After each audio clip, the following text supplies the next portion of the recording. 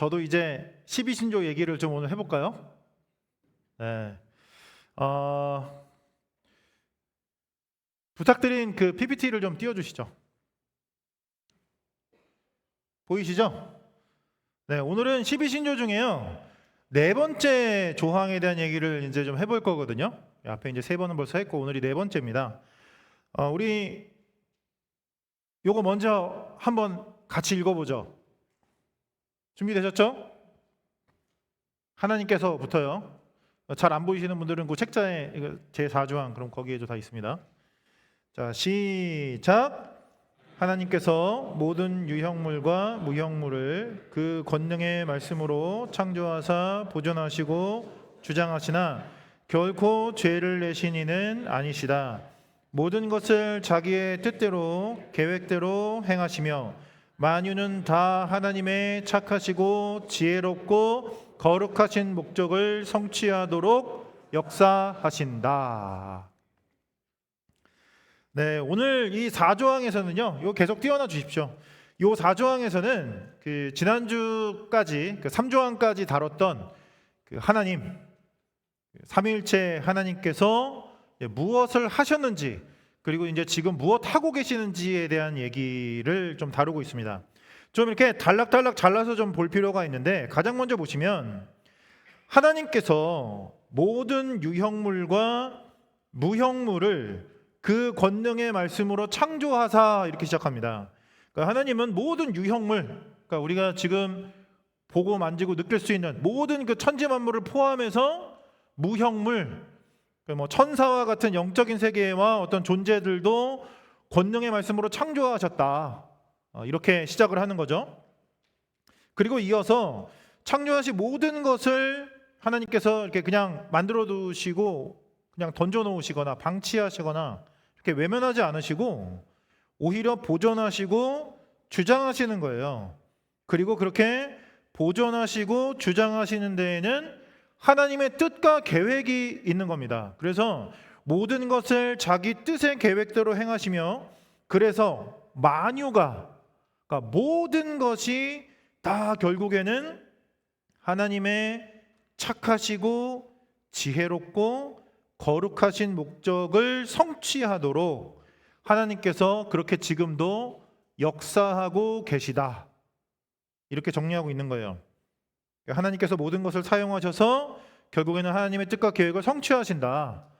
제가 그리고 중간에 좀 일부러 지금 빼먹은 게 하나 있는데 그게 뭐냐면 그 와중에 그래도 죄를 내시지는 않으셨다. 지금 이렇게 얘기하고 있죠. 그러니까 죄의 근원과 책임이 하나님께 있는 것은 아니다라는 내용이 지금 들어가 있어요. 이게 지금 제 4조항의 내용이거든요. 워낙 지금 많은 얘기를 굉장히 짧은 그 문장으로 확 축약을 해놓은 데다가 제가 그것도 잘 설명해 보려고 굉장히 쉽게 풀어보려고 하는데도 이게 지금 한 방에 머리에 꾸겨 넣기에는 쉽지 않은 스케일입니다. 그렇죠? 이 얘기가 지금 스케일이 어마어마하잖아요. 그런데다가 이게 다 이해가 된다고 해도 그래서 이거 어쩌란 말이냐, 그러니까 이런 의문이 좀 사실 남고 게다가 중간에 어떤 죄의 근원과 책임에 대한 얘기까지 들어가 있어서 이게 이제 사실 단숨에 읽고 은혜 받기에 쉬운 내용은 아닙니다. 그래서 오늘은요 이 조항의 요 내용을 가지고 성경 본문으로 좀 들어가 볼 거예요. 이제 사실은 신조라는 것 자체가 성경의 내용을 요약한 거거든요. 성경의 내용을 좀 분명히 하고 정확하게 알고 믿을 수 있도록 그 만들어진 게 신조이기는 한데 오히려 이제 그러다 보니까 성경이 가지고 있는 장점이 사실은 있거든요. 이게 이야기로 되어 있기 때문에 좀 더 이렇게 풍성하게 좀 살갑게 좀 이해하고 체험할 수 있는 내용들이 사실은 의도하지 않게 좀 어려워지고 딱딱해질 수 있어요. 그래서 오늘은 우리가 같이 읽은 본문 속에서 이 4조항의 내용 전체를 다 다룰 수는 없겠지만 대부분의 내용을 좀 살펴보도록 하겠습니다. 오늘 우리가 함께 읽은 이 본문은요 우리가 정말 잘 알고 있는 본문이죠. 그렇죠? 근데 아마 이 본문을 설교 본문으로 직접 읽은 적은 많이 없을 거예요. 그 앞에 내용을 주로 설교하시죠, 그렇죠? 창세기 12장이 시작되면서 하나님께서 아브라함을 불러내십니다. 잘 아시는 것처럼. 그래서 1절에 보시면 너는 너의 고향과 친척과 아버지의 집을 떠나 내가 내게 보여줄 땅으로 가라. 내가 너로 큰 민족을 이루게 할 것이고 너를 복으로 만들어서 너를 통해 땅의 모든 민족이 복을 받도록 만들겠다. 말 그대로 하나님 뜻의 계획을, 그러니까 오늘 이 신조에 나와 있는 것처럼 착하시고 지혜롭고 거룩하신 그 하나님의 목적을 지금 아브라함에게 알려주신 거예요. 그래서 아브라함이 하나님께 제단을 쌓고 여호와의 이름을 불렀더라. 그는 그렇게 멋있는 조상이 되었더라. 이렇게 끝나면 너무 좋죠. 그런데 아시다시피 놀랍게도 오늘 본문처럼 얘기가 이렇게 이어집니다. 10절. 그 땅에 기근이 들었으므로 아브라함이 애굽에 거류하려고 그리로 내려갔으니 이는 그 땅의 기근이 심하였습니다. 사실 그 12장 7절을 보시면 하나님께서 이미 알려주셨어요. 이 땅이 내가 너에게 주는 땅이야, 이렇게 얘기를 이미 하셨어요. 사실 거기에 도착한 거예요. 그런데 기근이 들었다고 지금 그 땅을 다 포기하고 애굽으로 도망치기 시작한 거예요. 그리고 이제 이어지는 얘기들은 이제 다들 아시다시피 이제 정말 그 엉망진창 부부 이야기가 이제 이어집니다. 뭐 다른 말로 표현할 수가 없어요. 그냥 엉망진창이에요, 그렇죠? 아브라함은 자기 살겠다고 자기 아내를 이제 누이라고 속여서 바로에게 팔아먹고요. 사례는 또 거기에 말 한마디 없이 동참합니다. 거기에 뭐 별로 이견이 없어요. 그래서 바로의 공으로 바로 들어가 버리는 거죠. 그래서 사실 이 본문을 설명하다 보면 이렇게 그 피가 끓어오는 거를 참기가 어렵습니다. 이게 말이 되나요, 사실? 방금 하나님 만났잖아요, 여러분. 지금 제가 설명한 게 바로 앞이에요. 12장 시작하자마자 하나님이 아브라함하고 불렀다니까요. 하나님 방금 만났고, 방금 하나님 말씀 듣고, 방금 아멘하고 그 길을 떠났고, 방금 하나님의 땅을 받았어요. 믿음의 조상이잖아요. 근데 지금 이게 말이 되나요? 이 생각이 계속 들죠. 그런데요, 제가 개인적으로 미국으로 오고 나서 새롭게 해석하게 된 인물이 누구냐면 바로 아브라함입니다. 아마 제가 한국에만 만약에 있었다면 저는 아마 지금처럼 아브라함 이해하지 못했을 거예요. 저는 사실 이 고향과 친척과 아버지의 집을 떠나서 남의 나라로 간다는 게 어떤 건지 사실은 전혀 몰랐어요. 그게 뭔지. 한국에만 있을 때는. 와보고 나서 알았어요. 그게 뭘 의미하는 것인지. 미국에 이제 무작정 오고 나니까 이게 보통 일이 아니더라고요. 그건 뭐 제가 엄살 피우는 것처럼 보이시겠죠. 그렇죠? 제가 감당할 수 없는 얘기들을 여기 많이 갖고 계시다는 거 저는 알고 있습니다. 그럼에도 하여튼 제 얘기니까요. 오자마자 코로나가 와가지고 미국 들어오고 2달 만에 코로나가 시작됐거든요. 코로나라고 다 이제 틀어 막혀가지고 방구석에 앉아서 아브라함 이야기를 이렇게 쭉 읽는데 그 아브라함 이야기 한 구절 한 구절이 가슴에 스며드는 거예요. 이게 얼마나 힘든 한 걸음이었을까, 아브라함에게. 이게 얼마나 두려운 도전이었을까. 심지어 그 당시에는요, 나라 개념이나 법 개념도 없었어요. 지금은 나라가 있고 법이 있잖아요. 그렇죠? 지켜준다고요. 그런데 그때는 그런 거 없었어요. 그냥 부족들끼리 몰려다니면서 서로 싸우고 죽이고 지켜주던 시대가 그 시대였습니다. 그런데 그 시대에 자기 부족을 버리고 자기 가족을 버리고 혼자 떠난 거예요. 남의 나라로. 이게 얼마나 두려운 일이었을까. 그런데 그 아브라함이 지금 애굽에 간 거예요. 기근이 너무 심하니까 진짜 먹고 살 게 없으니까 자기 가족들이 지금 다 목말라 굶어 죽게 생겼으니까 자기한테 딸린 가족들을 좀 살려보겠다는 어떤 다짐으로 애굽에 들어가기는 했는데 거기는 하나님 있는 나라가 아니잖아요. 여러분들 아시다시피 애굽에 그 신들이 얼마나 많습니까? 애굽에 발 디디자마자 알았을 거라고요. 와, 여기는 신들이 이렇게 많아? 각종 신들이 넘쳐나는 그 당시에 주변 지역을 거의 통치하던 어떤 강의 지배국이었거든요. 거기 한복판으로 들어가는 아브라함은 뭘 느꼈을까요? 아브라함 마음이 어땠을까요? 저는 그게 두려움이었을 거라고 생각합니다. 두려움. 아브라함은 아마 정말 두려웠을 거예요. 이 아브라함의 어떤 두려움이 저에게도 다가왔던 사건이 하나 있었습니다. 그게 뭐였냐면 이제 미국에 온 지 한 달도 안 돼가지고 그때는 이제 코로나 전이니까요. 한 달도 안 돼가지고 이제 아내가 운전 연습을 한다고 차를 타고 같이 나간 적이 있었어요. 그런데 운전을 하다가 베들레헴 파이크를 타게 된 겁니다. 어딘지 대충 아시죠? 그렇죠? 이거 좀 넘겨주시겠어요?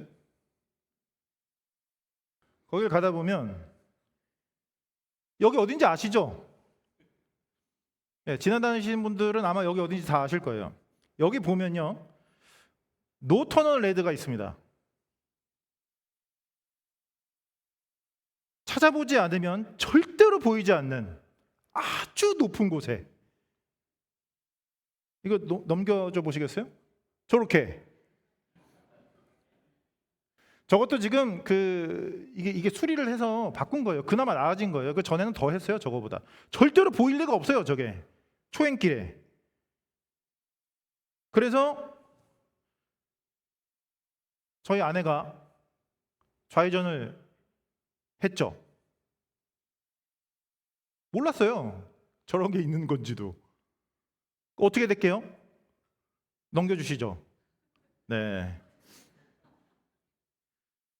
이게 얼마나 라이트가 번쩍거리든지, 와, 미국 경찰차는 왜 이렇게 라이트가 센가요? 아주 심장이 벌렁거릴 정도로 뒤에서 빛을 막 쏴대기 시작하는데 별 생각이 다 들기 시작했어요. 그러니까 한국에서 들었던 얘기들이 이제 막 떠오르기 시작하는 거예요. 그냥 두세요. 그때의 저의 심정을 막 표현하고 싶어요. 그러니까 진짜 한국에서 들었던 별 얘기들이 다 있었거든요. 그래서 뭐 손을 잘못 움직여가지고 총을 맞았더라. 뭐 멋모르고 차에서 내렸다가 수갑을 찼다더라. 뭐 이런 얘기들 제가 듣고 왔거든요. 그러니까 막 어떻게 할 수가 없는 거예요. 그래가지고 가만히 있었어요. 진짜 꼼짝 않고 가만히 있었어요. 경찰이 다가와서 아내에게 이제 막 이런저런 요청을 막 하기 시작했습니다. 막 뭐 이거 내놔라 저거 내놔라 막 했겠죠. 남편인데 가만히 있을 수 없잖아요, 그렇죠? 그래서 제가 옆에서 떠듬떠듬 우리 미국 온 지 한 달도 안 됐다. 좀 봐줘라. 이제 이런 얘기를 이제 막 하기 시작한 거예요. 그랬더니 경찰이 제 얘기를 듣고 뭐라고 물어봤냐면, 너 운전면허 없어? 이렇게 물어보는 거예요. 너네 운전면허 없어? 그 질문을 딱 듣는데 제가 말실수 한번 잘못하면 면허증이 날아갈 것 같은 거예요. 그러니까 면허도 있는데 너네 이런 거 몰라? 이렇게 물어보는 거잖아요, 사실은. 자격이 있는 거야, 없는 거야? 이렇게 물어보는 거니까. 그때부터 제가 입을 닫았어요. 아무 말도 못했어요. 옆에 앉아가지고. 그날의 어떤 두려움, 그리고 남편임에도 불구하고 아내 옆에 앉아서 말 한마디 못했던 남편으로서의 어떤 수치심, 이런 거는 잊을 수가 없습니다. 그런데 그게 끝이 아니더라고요. 얼마 뒤에 집에 비일이 날라왔습니다. 그 당시만 해도 처음에 유학 온 저희 가정에게는 정말 엄청난 금액이었어요. 세상에 저는 그런 금액이 있는 줄 몰랐어요. 주변에서 많은 사람들이 저희들의 사정을 듣고 이런저런 방법들을 이제 알려주기 시작했습니다. 어떻게 하면 코트에 안 갈 수 있는지, 어떻게 하면 비를 안 낼 수 있는지 수많은 얘기들을 저에게 해주기 시작했어요. 온갖 유혹이 저를 쥐고 흔들기 시작하는 거예요.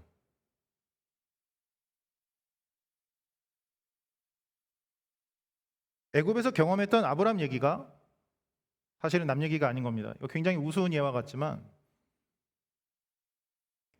그래서 사실 오늘 이 본문의 이야기는요, 단순히 읽고 비난하려고 주신 얘기가 아닙니다.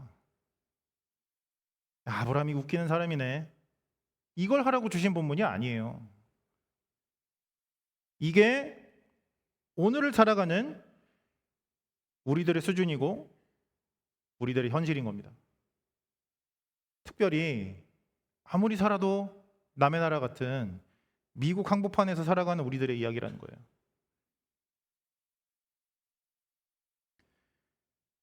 그런데 이런 이 현실의 한복판에서 하나님께서 무엇을 하고 계시나 보자는 거예요.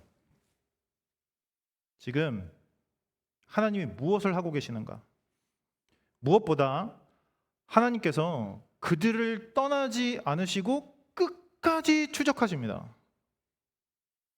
하나님이 끝까지 추적하신다고요. 엄밀히 말하면 아브라함은 하나님을 벗어날 수가 없었어요. 그러니까 하나님이 주셨던 가나안 땅 벗어나 애굽에 들어가면 거기는 하나님이 안 계셨더라, 하나님이 거기까지는 따라가지 않으셨더라, 하나님께서 거기서는 외면하셨더라, 이렇게 해야 될 것 같은데 하나님은 거기까지 함께 가시는 거예요. 하나님은 이미 애굽에 계셨고 하나님은 이미 애굽을 다스리고 계셨습니다. 그러니까 오히려 애굽이 하나님 안에 있었던 거예요. 벗어날 수가 없는 거예요, 하나님에게서. 이 애굽에 들어갔던 아브라함의 첫 번째 공포, 그게 뭐였을까? 하나님 없음이거든요. 하나님 없음. 여기는 하나님 없음. 오늘 본문에는 분명히 드러나지 않지만 사실 이제 뒤에 창세기 20장에 가보면 이제 거의 똑같은 일을 반복하거든요. 아비멜렉에게 아브라함이 이렇게 얘기를 합니다. 창세기 20장 11절 보시면, 아브라함이 이르되 이곳에서는 하나님을 두려워함이 없으니 내 아내로 말미암아 사람들이 나를 죽일까 생각하였음이요, 이렇게 얘기합니다. 아브라함이 갖고 있던 두려움이 이거였다는 거예요. 여기는 하나님 없음. 아브라함은 애굽에서는 하나님 믿지 않으니까, 다른 신들이 넘쳐나는 걸 보니까 여기는 하나님 없음, 이렇게 생각했던 건데, 아브라함의 하나님은 동시에 애굽의 하나님이셨고 온 천지 만물의 하나님이셨던 거예요. 만유의 하나님이신 겁니다. 모든 것의 하나님. 그리고 놀랍게도 그런 아브라함을 통해서, 그 모든 과정을 통해서 하나님 뜻의 계획이 성취됩니다. 그러고 보니까 이제 바꿔주세요. 너무 공포스러운 분위기로 제가 설교를 하고 있었네요, 저도 모르게. 16절에서 17절 한번 보시겠어요? 오늘 본문 보시면, 이에 바로가 그로 말미암아 아브라함을 후대함으로 아브라함이 양과 소와 노비와 암수 나귀와 낙타를 얻었더라. 와, 여호와께서 아브라함의 살의 일로 바로와 그 집에 큰 재앙을 내리신지라. 이거 좀 어렵지 않으세요? 그러니까 우리가 가지고 있는, 단순히 우리가 이렇게 막강하게 갖고 있는 권선징악이라는 프레임을 가지고 보면 이건 절대로 이해할 수 없어요.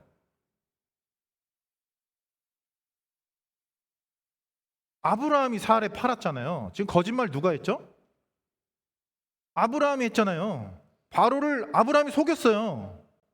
근데 바로가 재앙을 받고 아브라함은 재물을 받았대요. 이게 말이 되냐고요, 사실.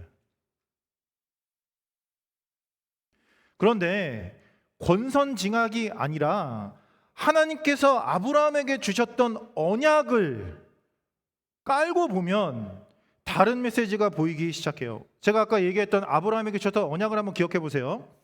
너를 축복하는 자에게는 내가 복을 내리고 너를 저주하는 자에게는 내가 저주하리니 땅의 모든 족속이 너로 말미암아 복을 얻을 것이라 하신지라 하셨단 말이에요.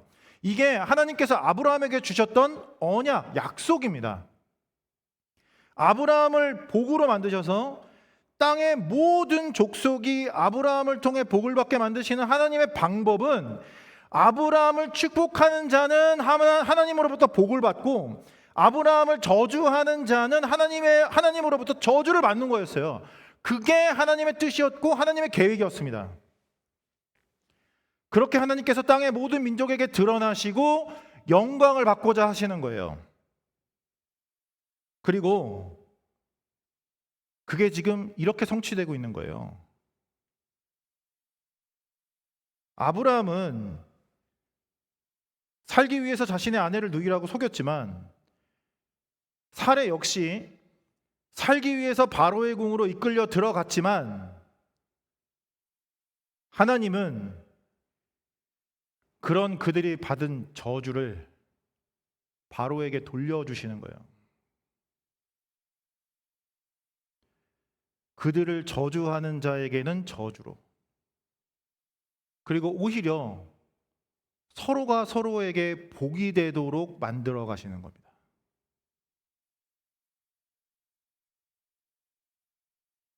이 방법을 통해서, 이 언약이 이렇게 성취되어 가는 과정을 통해서 하나님께서 스스로 온 열방의 하나님, 애굽을 포함한 모든 민족의 하나님, 천지 만물을 다스리는 하나님으로 스스로 드러나시고 영광을 받으시는 거예요. 모든 것을 자기의 뜻의 계획대로 행하시며 만유는 다 하나님의 착하시고 지혜롭고 거룩하신 목적을 성취하도록 역사하신다가 되는 겁니다. 그들의 엉망진창에도 불구하고 하나님은 하나님의 뜻을 이루어 가시는 거예요.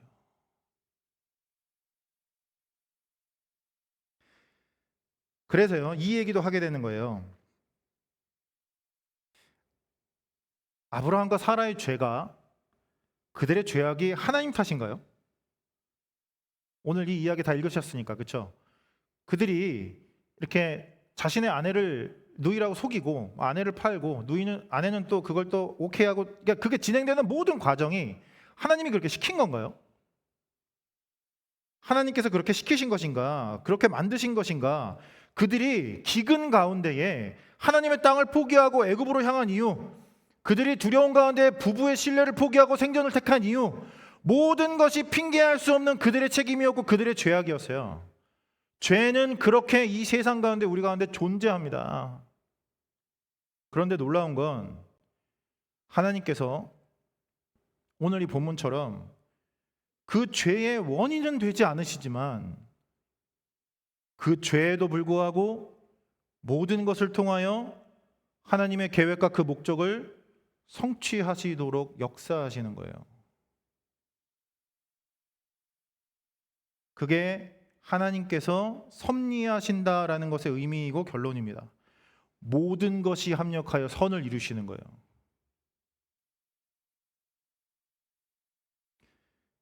그러면 아마 이제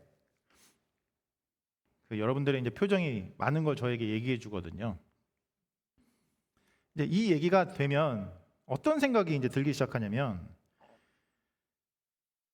어차피 하나님 뜻대로 되는 거라면, 심지어 아브라함처럼 죄를 지어도 하나님께서 선을 이루신다면 내가 과연 열심히 살 필요가 있는가? 내가 과연 착하게 살 필요가 있는가? 이렇게 되는 대로 막 살아도 하나님께서 다 합력해서 선을 이루면 그러면 되는 거 아닌가? 라는 생각이 이제 들기 시작한단 말이죠. 그런 생각이 들든지 아니면 그런 생각 때문에 올라오는 불쾌감과 어떤 거부감. 그런데요, 만약에 이 시간에 이 말씀 앞에 여러분들 안에 이런 갈등과 불쾌감이 올라오기 시작하신다면 사실은 이게 이제야 성경을 제대로 읽기 시작했다는 증거입니다.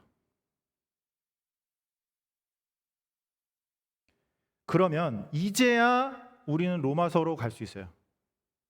이제 로마서를 제대로 읽을 수 있어요. 로마서로 가보시면 로마서 5장 20절에서 21절 우리 한번 찾아보시겠어요?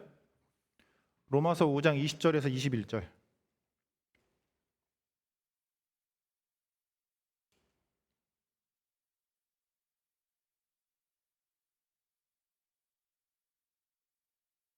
로마서는 사도행전 뒤에 있죠.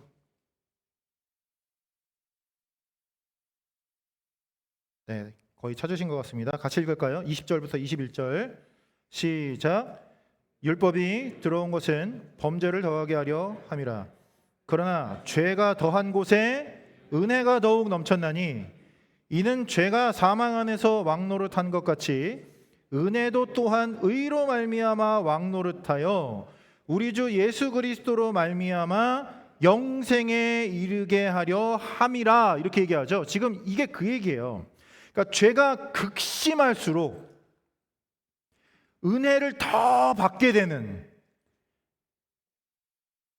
이 권산징악이로는 설명이 안 되잖아요. 그러니까 죄 많이 지은 사람은 벌을 많이 받아야 되는데 죄를 많이 지은 사람이 오히려 은혜를 더 많이 받게 되는 이 복음의 신비를 접하고 나면 그 모든 과정을 통해서 오히려 영생에 이르게 하는 이 섭리의 목적을 깨닫고 나면 이 질문을 꼭 하게 된다는 거예요. 그게 어디냐면 6장 1절이에요. 로마서 6장 1절 한번 보세요.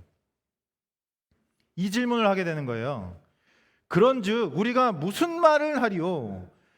은혜를 더하게 하려고 죄에 거하겠느냐? 바울이 꼭 집어서 얘기하는 거예요. 너네 지금 분명히 이 생각할 거야. 죄 지어도 상관없는 거 아니냐? 아무렇게나 살아도 은혜로 다 되는 거 아니냐? 이게 어디까지 생각이 가냐면, 야, 더 은혜 받으려면 더 죄 지어야겠네 까지 갈 수 있다는 거예요. 지금 바울이 그 얘기하는 거예요. 그런데 그런 그들에게, 그리고 그런 우리에게 바울이 이렇게 대답해 주는 겁니다. 6장 2절부터 4절 보세요. 그럴 수 없느니라. 죄에 대하여 죽은 우리가 어찌 그 가운데 더 살리요? 무릇 그리스도 예수와 합하여 세례를 받은 우리는 그의 죽으심과 합하여 세례를 받은 줄을 알지 못하느냐? 그러므로 우리가 그의 죽으심과 합하여 세례를 받음으로 그와 함께 장사되었나니 이는 아버지의 영광으로 말미암아 그리스도를 죽은 자 가운데서 살리신 것 같이 우리로 또한 새 생명 가운데에서 행하게 하려 함이라 하시는 거예요. 이게 사실은요, 삼손이라는 인물을 읽으면서도 우리 안에 일어나는 혼란이에요. 그러니까 항상 삼손을 접하면 이 질문이 떠오른단 말이죠. 여러분, 삼손은 어떤 사람인가요? 삼손은 그냥 남봉꾼이에요. 호색한이라고요. 여자가 좋아서 여자 쫓아다니다가 사고 치는 사람이 삼손입니다. 맞죠? 이거 성경에 나오는 유명한 사람을 제가 너무 나무라고 있나요? 그러니까 사실 이 삼손의 현실이 받아들여지지가 않아서 자꾸 이게 실눈 뜨고 본다고요. 이게 삼손은 좀 이상한데, 이해가 좀 안 되는데, 그래도 사사라고 하니까 완전 남봉꾼이고 완전 호색한인데 하나님께서 오히려 그런 그의 죄악된 기행들을 사용하셔서 이방 민족들을 막 심판해 가시거든요.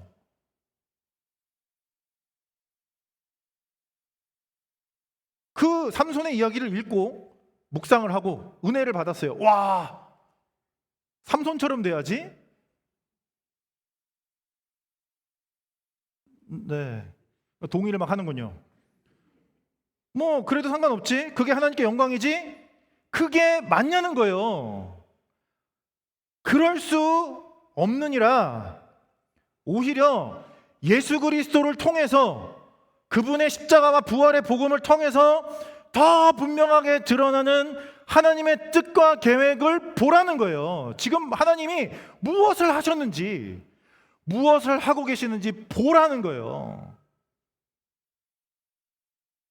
새 생명 가운데서 행하게 하심으로 우리를 복으로 만드시고 우리라는 복을 통하여 온 땅의 민족이 지금 복을 받게 하시려는 하나님의 그 뜻과 계획, 그 착하시고 지혜롭고 거룩하신 목적이 여전히 우리를 통해서 성취되어 가기를 원하시는 하나님의 그 뜻과 계획과 마음을 알고 나면 그럴 수 없느니라.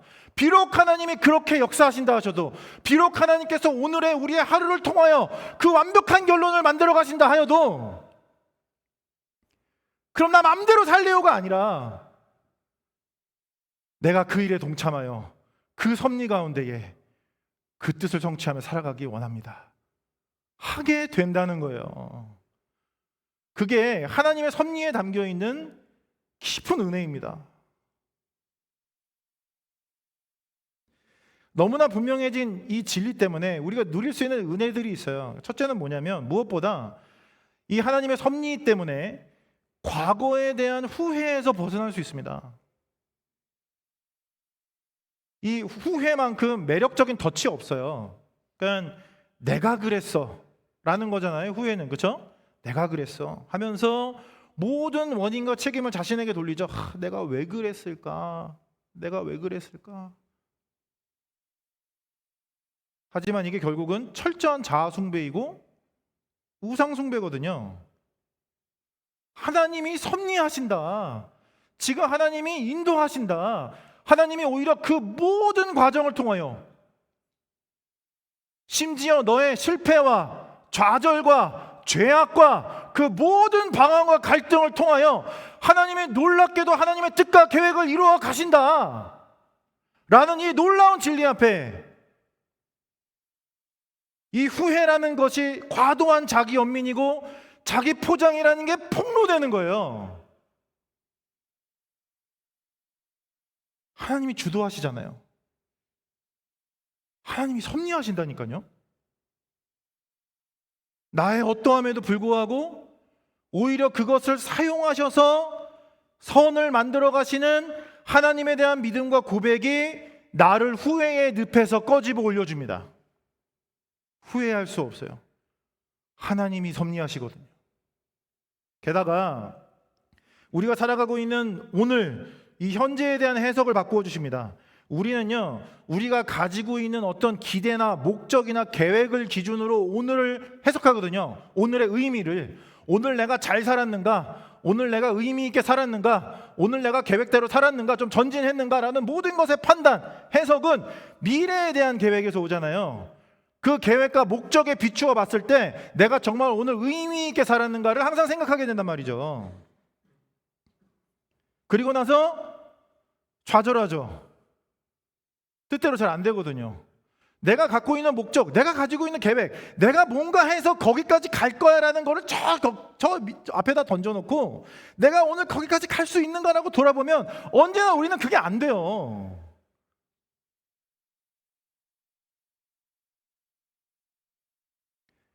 하지만 우리의 하루,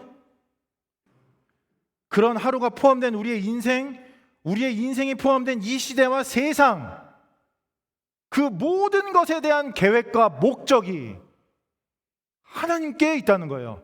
나에게 있는 게 아니에요. 내 계획이 아니라고요. 그래서 오늘 당장 내가 볼 때는 내 계획과 내 목표에 비해서 오늘의 나를 볼 때는 와, 오늘 내가 정말 아무 의미 없이 살아버렸네 라고 할 수 있어도,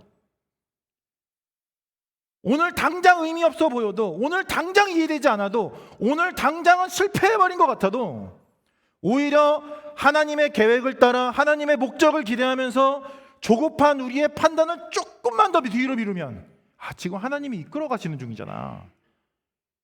이 모든 과정을 통해서 하나님이 하나님의 그 뜻과 계획을 이루실 거잖아 라고 조금만 생각할 수 있다면 여유가 생기기 시작하는 거예요. 다시 해석하게 되는 거예요, 오늘에 대해서. 그러면 결국에는 미래에 대한 소망도 갖게 됩니다. 미래에 대한 소망은요, 항상 어떤 우리가 가지고 있는 과거에 대한 후회, 오늘에 대한 평가에서 절대로 자유로울 수 없거든요. 그러니까 결국 이것뿐인가? 내가 지금까지 살아온 인생은 결국 이것뿐인가? 이게 다인가? 이제는 안 되는 건가? 하는 순간 모든 소망이 다 무너집니다. 소망이 무너지고 나면 소망 대신에 그 자리를 채우는 게 우울이거든요. 우울. 소망이 없음, 기뻐하고 즐거워하고 기대할 게 없음으로 가는 거예요. 그런데 여러분, 하나님이 섭리하신다니까요. 하나님이 섭리하신다고요. 하나님께서 주도하시고 보존하십니다.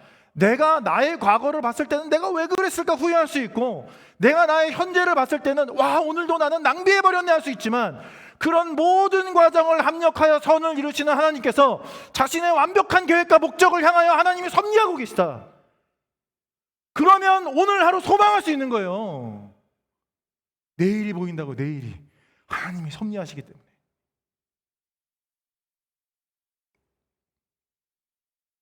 그러면 결국 십자가를 품을 수 있게 됩니다. 십자가는 그래서 품을 수 있어요. 그 하나님을 믿기 때문에, 그 하나님이기 때문에, 섭리하시는 하나님이기 때문에 십자가 질 수 있는 거예요. 결국 만유를 통해서 그 목적을 반드시 성취하시는 하나님의 역사하심을 믿기 때문에 그 하나님께 우리를 맡겨드릴 수 있는 겁니다.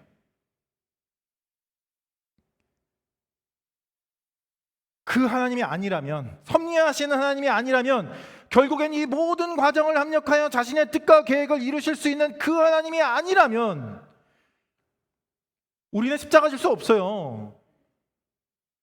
십자가 져서 죽고 난 다음에 부활을 어떻게 믿어요?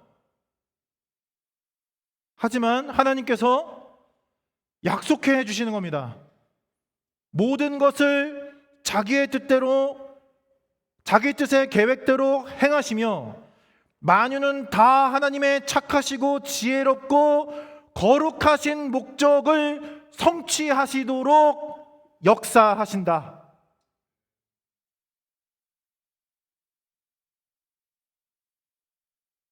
오늘 이 밤 이 은혜들을 찬양하는 가운데, 기도하는 가운데에 누리실 수 있는 우리 모두가 되기를 진심으로 소망합니다. 그래서 벌금을 냈는가?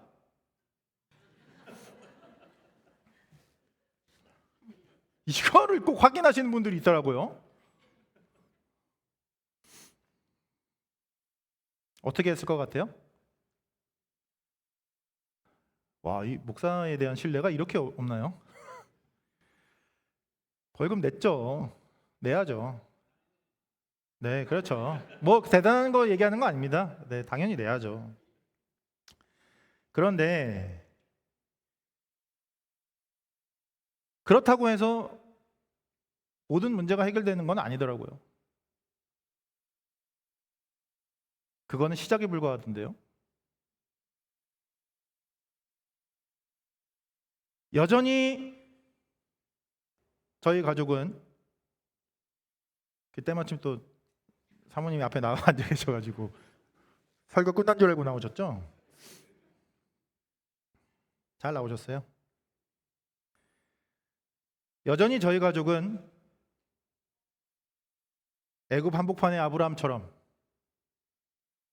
그렇게 두렵고 떨림으로 오늘도 하루하루 삽니다. 하지만 하나님을 신뢰합니다. 하나님께서 함께 하시고 하나님께서 섭리하십니다. 이 모든 과정을 통하여 하나님께서 그 선하고 아름다우신 그 뜻을 반드시 이루시리라 저는 믿습니다.